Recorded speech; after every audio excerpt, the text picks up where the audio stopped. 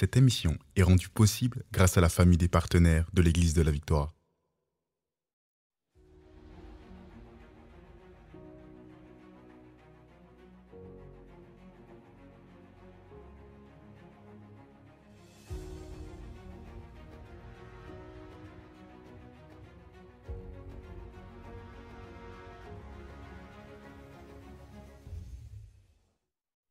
Bonjour et bienvenue à l'émission Parole de foi. Ici le pasteur Joël.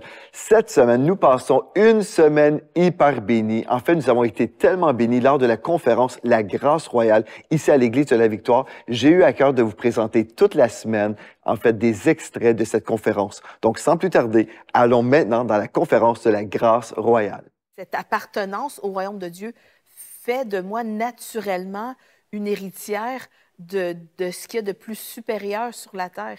Et c'est ce à quoi nous sommes appelés à être éveillés. Et moi, je peux vous dire, vraiment, la plupart des enfants de Dieu croient des mensonges et ils croient que ce règne, c'est seulement dans la vie éternelle. Et le passage de Romains 5 nous dit le contraire. Il nous dit... la mort a régné, ceux qui reçoivent avec abondance la grâce et le don de la justice régneront à bien plus forte raison dans la vie, par Jésus-Christ. Donc, dans la vie maintenant.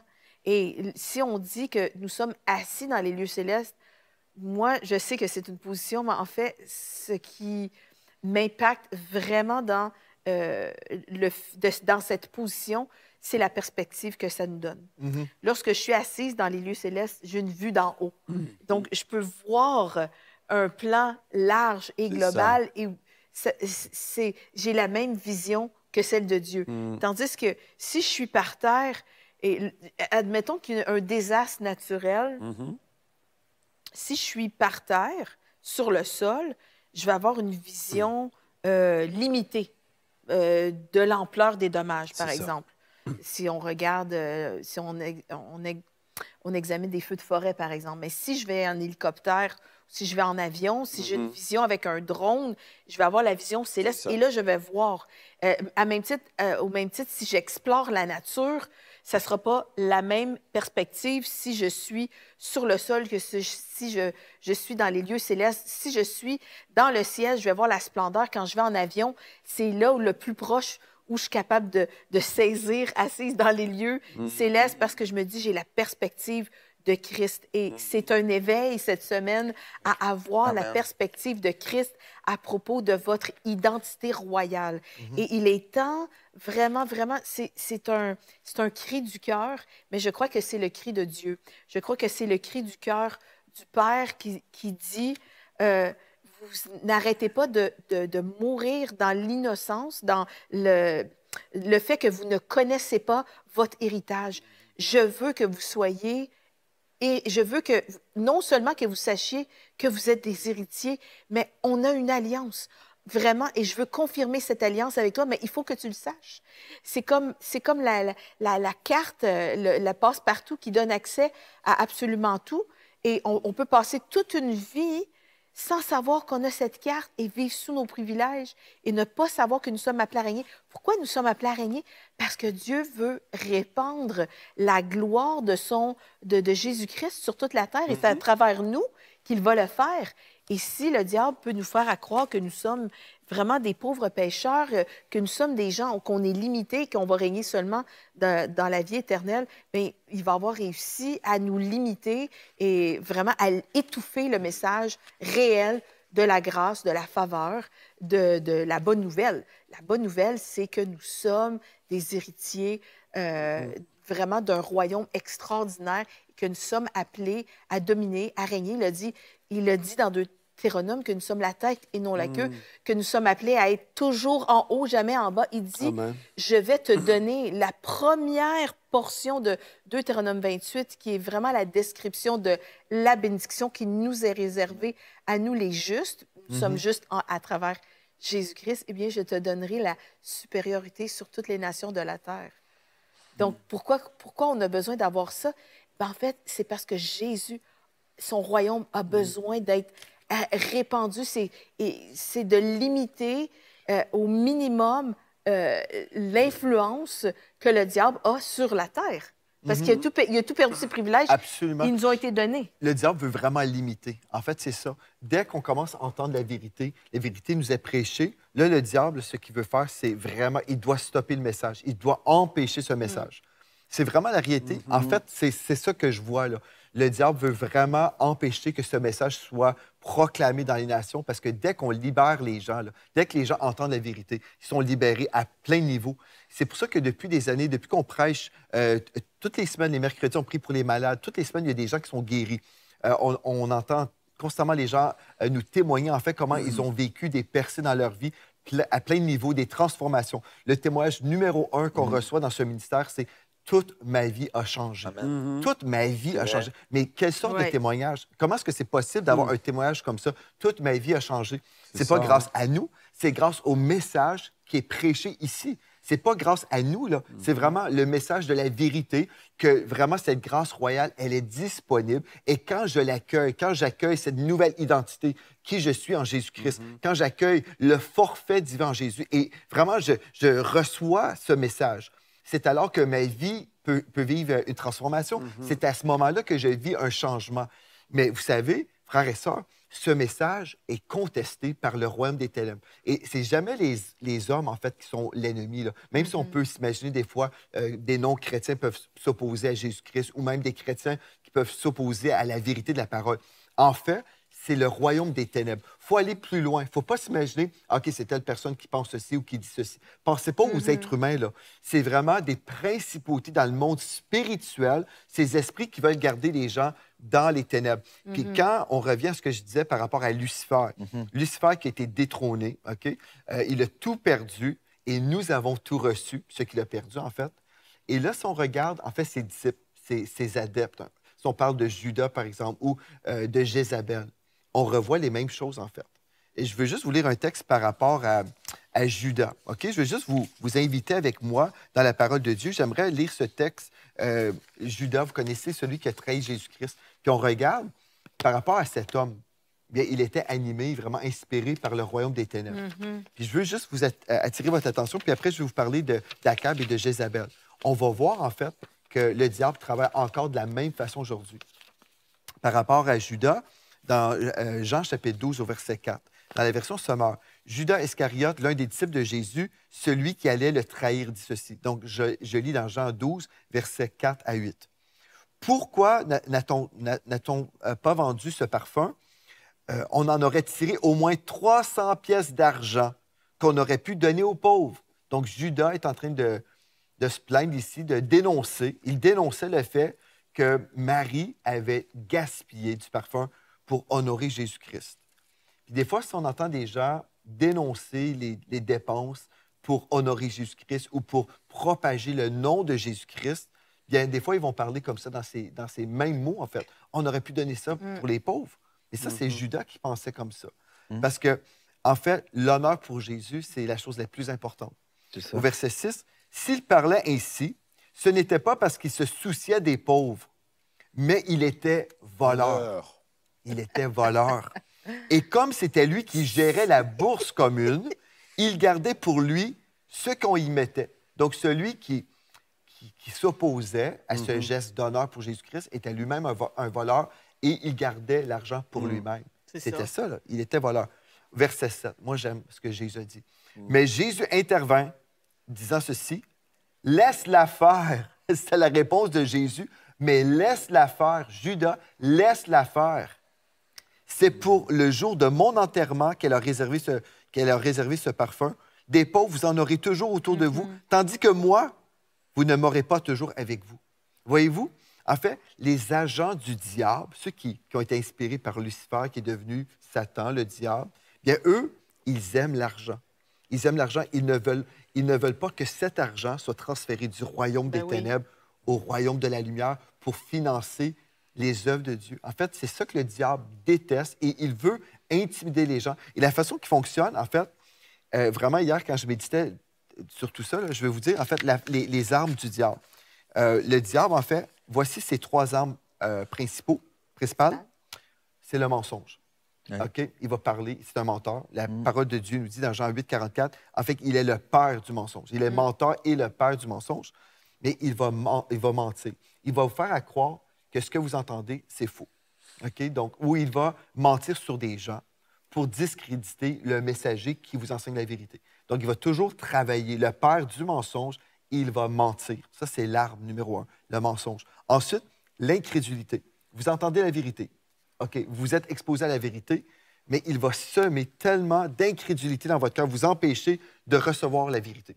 Donc, vous allez être influencé pour dire « Ah non, c'est impossible, ça ne peut pas être vrai, c'est trop beau pour être vrai. » La grâce royale, la provision de Dieu, la guérison, vraiment l'Évangile, c'est la bénédiction, toutes ces choses-là. En fait, ça va être l'incrédulité. Vous allez rejeter la vérité. Et finalement, il va utiliser l'intimidation. Il va essayer de vous intimider dans la colère, comme Judas est en colère contre cette femme qui voulait honorer Jésus. En fait, il va y avoir des agents qui vont être en colère lorsque vous commencez à vous lever dans la vérité et dans votre identité en Christ. Peut-être quelqu'un va vous dire, mais qui te crois-tu, là?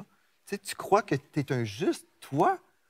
Mais pour qui te prends-tu, là? Là, après, vous allez voir, ça, c'est les trois armes principales que le diable va utiliser. Mais si vous êtes assez intelligent, puis vous pouvez discerner, un instant, moi, j'ai ouvert ma Bible, j'ai vu avec mes yeux le texte biblique.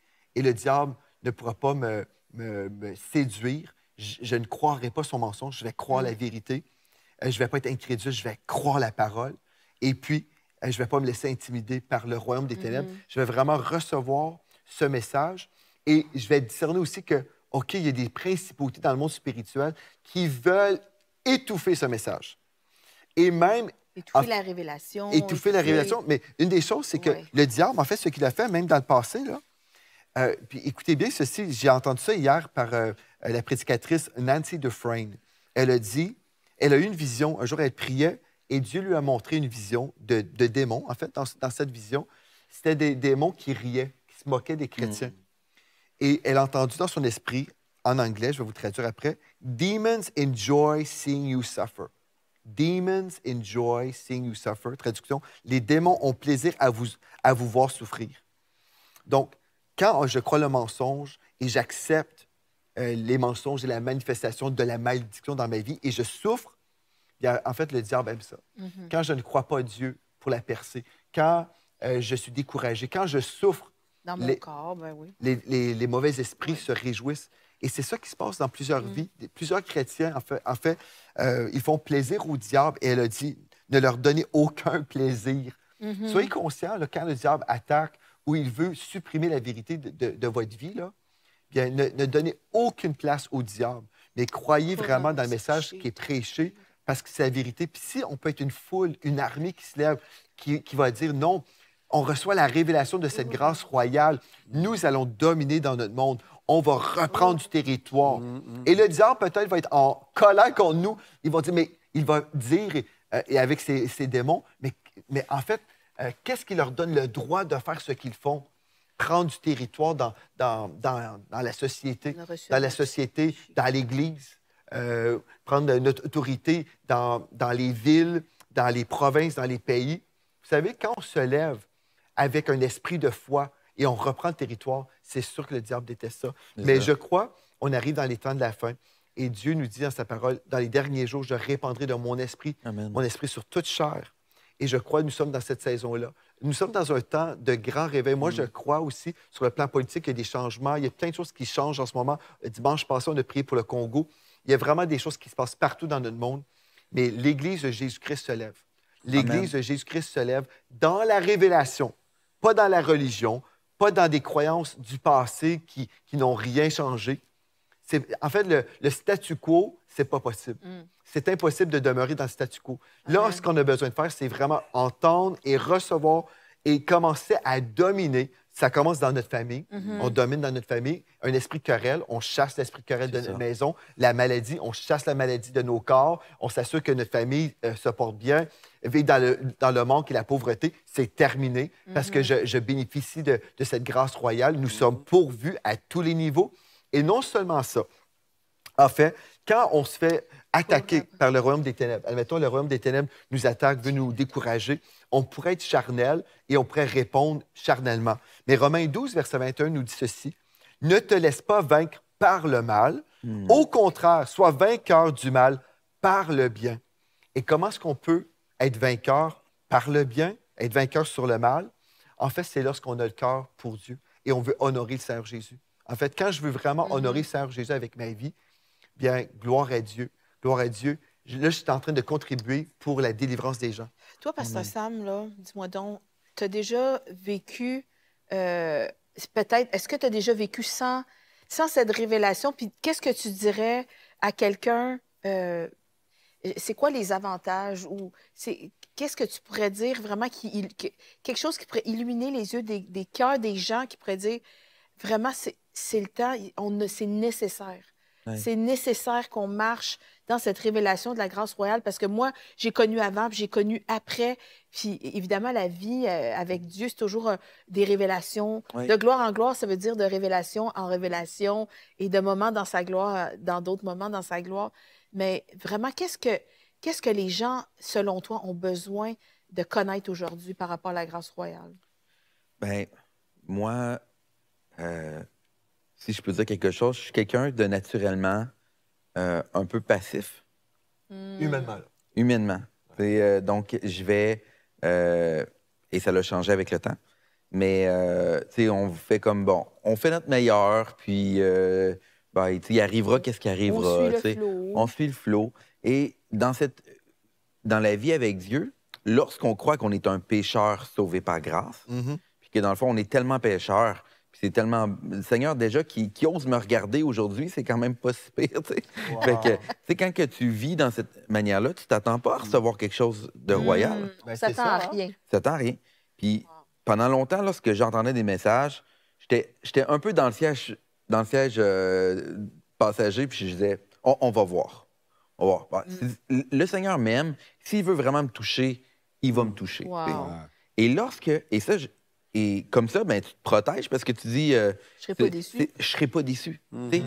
Et ça c'est un processus de protection, mais la protection, c'est parce qu'on a peur, parce qu'on n'est pas accepté. La réalité, là, On ne croit pas d'avoir été accepté.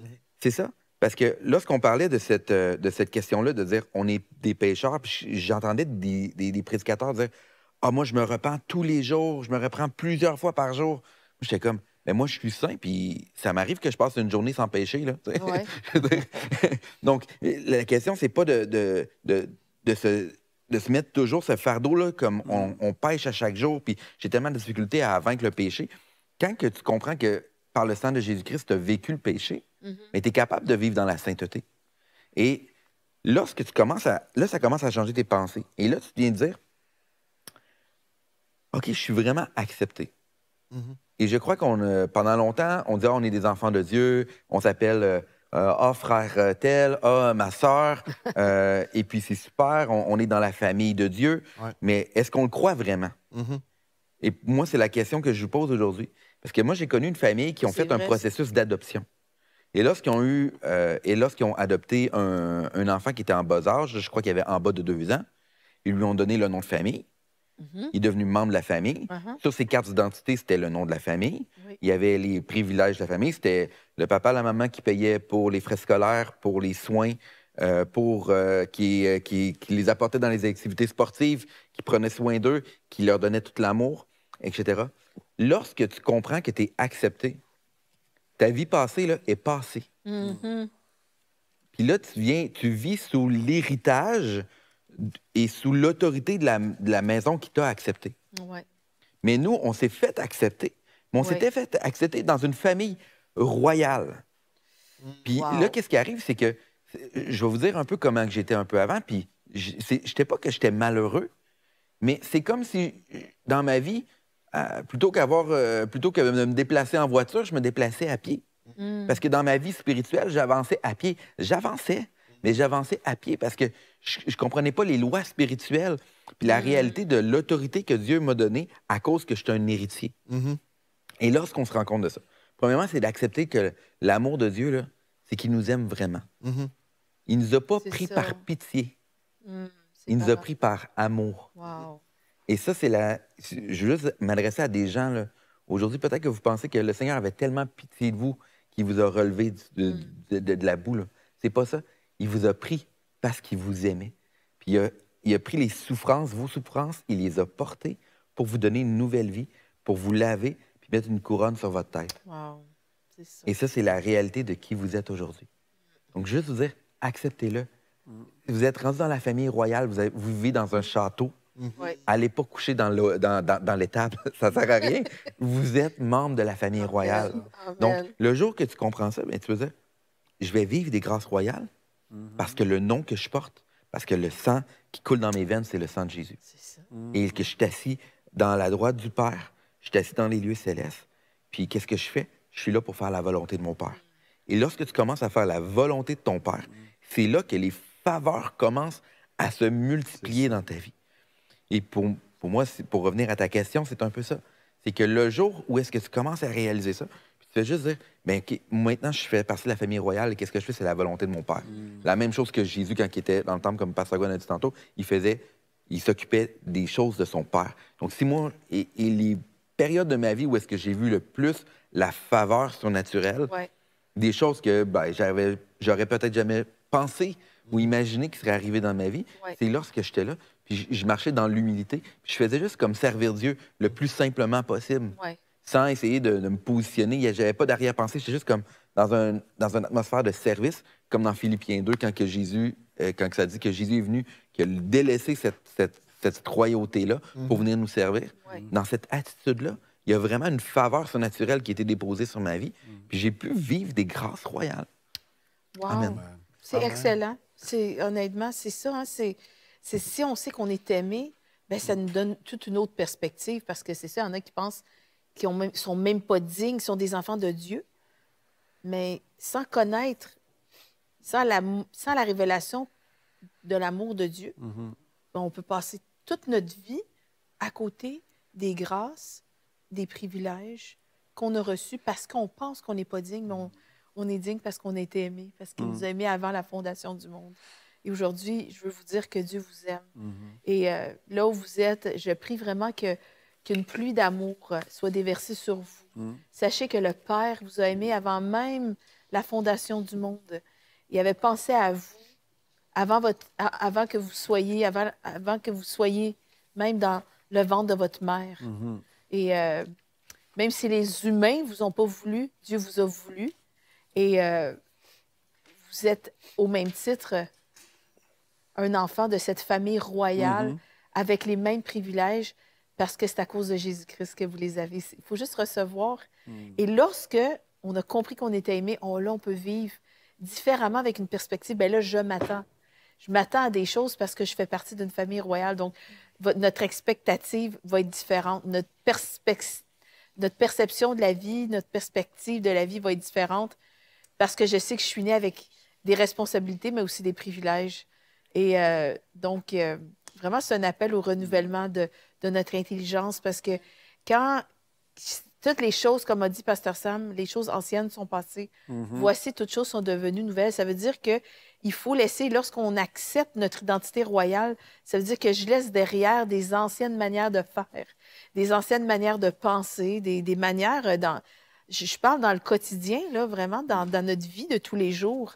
Est-ce que ça, c'est digne de ma royauté? Donc, vraiment, c'est un appel au renouvellement de l'intelligence. Puis ça, on va le faire à s'exposer à la parole, s'exposer à sa présence. Amen. Et puis, vraiment, on vit des temps bénis aujourd'hui. Gloire à Dieu, non seulement on vit des temps bénis en ce moment, mais on va continuer à vivre des temps bénis. Pourquoi? Parce qu'on va continuer à prêcher la vérité. On va prêcher le plein évangile. J'ai prêché dimanche passé, je pense, ou la semaine d'avant, vraiment le plein évangile, c'est quoi? Mais en fait, le plein évangile, ce que Dieu a révélé à Abraham, en fait, il a dit, en toi, toutes les nations seront bénies. En toi seront toutes les nations bénies. En fait, la bénédiction, c'est le message de l'Évangile, le fait que nous avons été complètement rachetés de la malédiction. Oui, il y a le pardon des péchés, on dit gloire à Dieu pour cette portion, le pardon des péchés, mais il y a aussi la guérison des corps malades. Il y a aussi la provision en Jésus-Christ. Donc, lorsque nous prêchons le plein évangile, c'est alors qu'une personne peut vivre une transformation. Donc, ce qu'on veut faire ici à l'Église de la Victoire, c'est annoncer ce plein évangile, ce message de délivrance, de guérison, de pardon. Et on veut continuer à annoncer vraiment que Jésus est le même, hier, aujourd'hui, éternellement. Yes. Donc, c'est notre cœur. C'est pour ça qu'on chante. C'est pour ça qu'on produit des émissions de télévision. C'est pour ça qu'on a aussi un collège biblique. Vous êtes bénis par les messages révolutionnaires de l'Église de la Victoire. Prenez part à cette œuvre qui transforme des milliers de foyers en visitant dès aujourd'hui semer.ca. Devenez un partenaire mensuel ou un bâtisseur ou paramétrez vos dons de façon automatique en toute discrétion et sécurité. 100% de ce que vous semez sert à annoncer l'Évangile. Merci de croire avec nous. Semer.ca